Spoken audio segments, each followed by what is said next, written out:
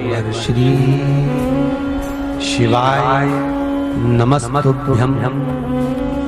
श्री शिवाय नमस्तुभ्यं। श्री शिवाय नमस्तुभ्यम। आज हम आपको पूज्य गुरुजी पंडित प्रदीप मिश्रा जी द्वारा बताए गए कुछ उपायों के बारे में बताएंगे।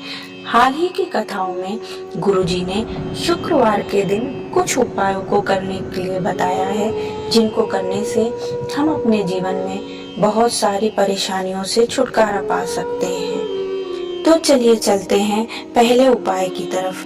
पहला उपाय ये, जिनके घर में धन की कमी है, लक्ष्मी की कमी है, पैसा नहीं आता, धन नहीं आता, तो उन्हें ये उपाय करना है। उपाय करने के लिए हमें क्या चाहिए? उपाय करने के लिए हमें एक बेलपत्री का जो फल होता है, उस फल के गूदे को, बेल के गूदे को निकाल के सुखा लेना है। जब वह गूदा अच्छे से सूख जाए तो उसे गाय के घी में अच्छे से डुबो लेना है। गाय के घी में अच्छे से डुबोने के बाद शुक्रवार के दिन माता लक्ष्मी को अग्नि में आहुति देनी है।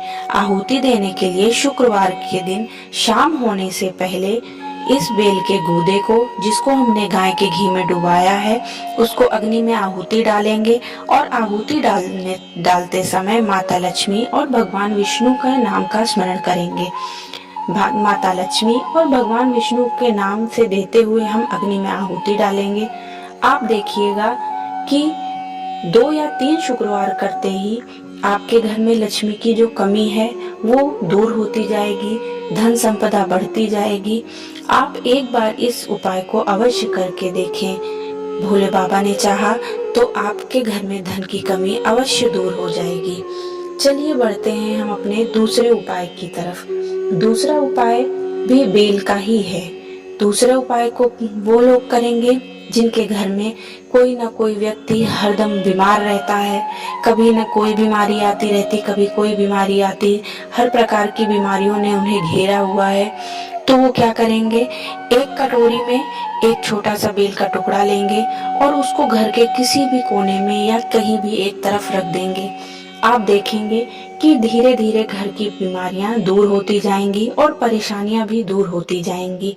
शिव का नाम का स्मरण करें और हमेशा बाबा पे अपना विश्वास बनाए रखें और सारी विपदाएं अवश्य दूर होंगी।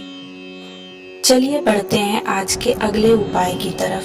अगला उपाय उनके लिए है जिनके घर में बहुत दिनों से बहुत सारी परेशानियां चली आ रही हैं या घर में कोई लंबे समय से बीमार चला आ रहा है। तो उसको दूर करने के लिए शुक्रवार के दिन बेलपत्री के वृक्ष के नीचे बैठकर बेलपत्री की ही ओर मुख करके घी का एक दीपक जलाएंगे और महामृत्युंजय मंत्र का जाप करेंगे।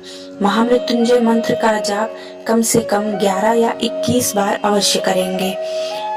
आप देखेंगे कि धीरे धीरे रोग की समाप्ति होती जाएगी और घर का जो भी व्यक्ति बीमार है वो धीरे धीरे ठीक होता जाएगा।